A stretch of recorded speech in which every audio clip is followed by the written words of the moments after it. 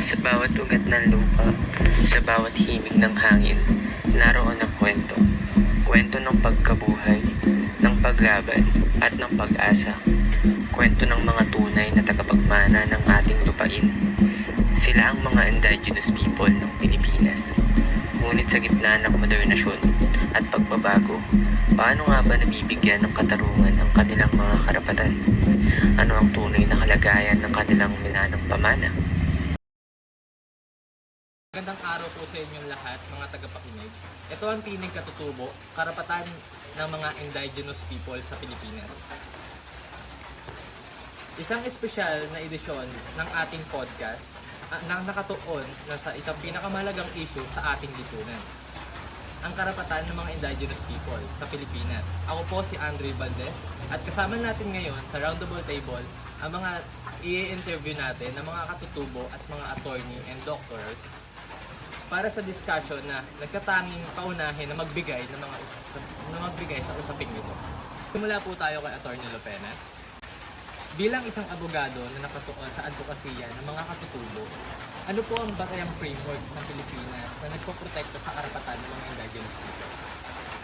Maraming salamat, Mr. Valdez. Ang pundasyon ng proteksyon para sa ating mga katutubo ay ang Republic Act 8371 o mas kilala bilang Indigenous People Rights Act of 1997 or IPRA Law. Kinikilala ang batas na ito ang apat na pangunahing karapatan ng mga Indigenous Cultural Communities o Indigenous People ICs or ICs, ang karapatan sa ancestral domain at lupaing ninuno, ang karapatan sa sariling pagpapatuloy ng kultura, ang karapatan sa katawan ng mekanismo ng paghahanap buhay at ang karapatan sa panlipunan at pagpalipunan. Napakahalaga ng batas nito. Ngunit, dato po kunya, mula sa pananaw ng komunidad ng katutubo, paano ito nararanasan ang implementasyon ng IPRA Law sa inyong pang-araw-araw na buhay? At gano'n po ito kahirap? Mr. Valdez, ang batas na ito ay magandang balangkas. Ito ay isang pag-asa na iginuhit sa papel. Ngunit sa aming karanasan, ang pag-akyat ng araw na hindi nangangahulugang pagdating ng liwanag sa bawat sulok ng kagubatan. Kami ay naninirahan sa aming lupain ng libo-libong taon, ngunit patuloy ang aming pakikipaglaban upang kilalanin ang aming mga pagmamayari. Ang pagkuha ng Certificate of Ancestral Domain Title ay isang mahaba at makalimot na proseso. Ang mga lupain ay patuloy na pinagsasamantalahan ang mga minahan, laging companies at iba pang interes na lumabag sa aming karapatan sa free, prior, and informed consent o FPIC. Ang bawat puno na pinugutan sa aming ancestral domain ay hindi lang pagpatay sa kalikasan. Ito ay pagpatay din sa aming kaluluwa at sa aming pagkakakilanlan. Napakasakit pakinggan nito, Dato Faculta. Dr. Cruz, bilang isang antropologo, ano po ang kahalagahan ng mga ancestral domain sa kultura at pagkakailanlan ng mga indigenous people? At paano po nakaka-apekto ang pagkawala at paghihimasok sa mga lupain ito sa kanilang pamumuhay? Ang ancestral domain ay hindi lamang isang piraso ng lupa sa mga katutubo. Ito ang kanilang buhay, kanilang kasaysayan at kanilang kinabukasan. Ito ang pinagmula ng kanilang kabuhayan mula sa pagkain, gamot at tirahan. Higit pa rito ang sentro ng kanilang espiritualidad ng kanilang mga ritual. At ang mga kanilang tradisyon kapag nawala ang kanilang ancestral domain, para na rin nawala ang kanilang pagkatao. Ito ay nagdudulot ng dislocation, pagkawala ng kultura at malalim na trauma sa buong komunidad. Ang kanilang survival skills at traditional knowledge ay nakaugnay sa kanilang kapaligiran. Linaw na ang issue ng lupa ay central sa kanilang pagkiral. Attorney Lopena, bukod sa hamon ng pagkakilala ng ancestral domain, ano pa ang iba bang malaking issue na kinakaharap ng mga katutubo para sa konteksto ng kanilang karapatan?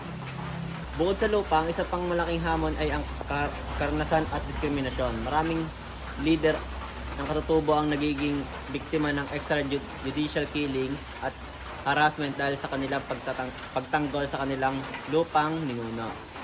Mayroong ding issue ng kawalan ng access sa basic social services tulad ng edukasyon, kalusugan at sapat na nutrisyon. Ang kanilang mga kultura at tradisyon ay patuloy ding nabubura dahil sa pagpasok ng Western influences at kakulangan ng suporta para sa kanilang cultural heritage. Iba tayo sa isang kalasag, ngunit gaano ka-epektibo ang kalasag kung ang mga gumagamit ito ay patuloy na binabantaan at pinapaslang. Dato pa ko nila. Sa lahat ng mga hamon nito, saan po kayo kumukuha ng lakas ng loob upang ipagpatuloy ang laban? Ano ang mensahe ang nais kong iparating sa mga tagapakinig at pamahalaan? Ang aming lakas ay nagmula sa aming mga ninuno, sa aming lupa, sa aming mga anak. Hindi kami titigil sa pakikipaglaban dahil ito ang aming karapatan na aming pamana. Nais namin iparating sa pamahalaan na hindi kami hadlang sa pag-unlad. Kami ay katuwang. Igalang ang aming mga karapatan sa FPIC. Protektahan ang aming leader sa bawat Pilipino.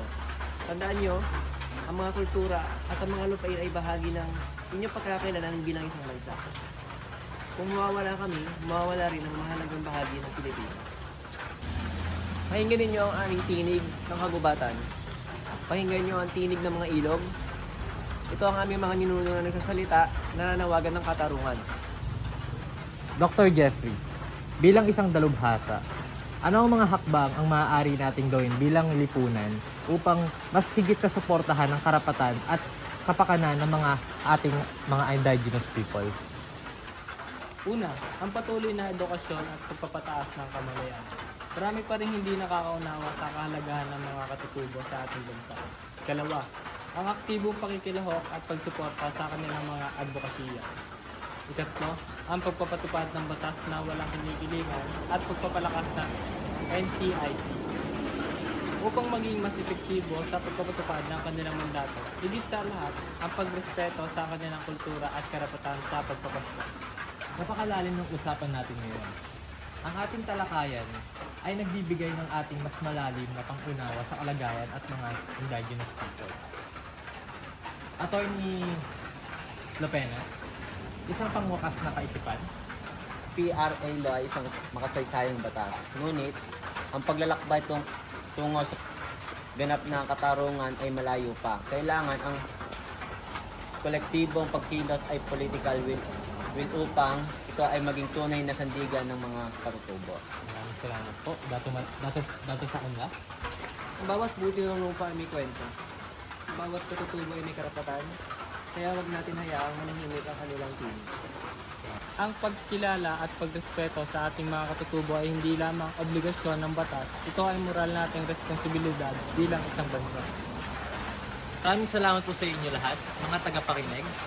Tinig ng katutubo, karapatan at hamon. Muli, ako po si Andre Valdez. Maraming salamat po.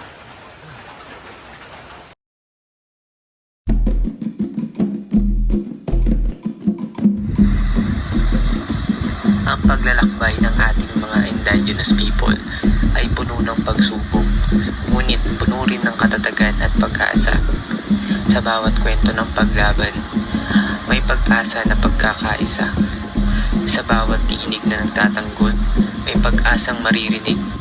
Ang karapatan ng mga katutubo ay karapatan ng bawat Pilipino, sapagkat sila ang puso at kaluluwa ng ating lupain.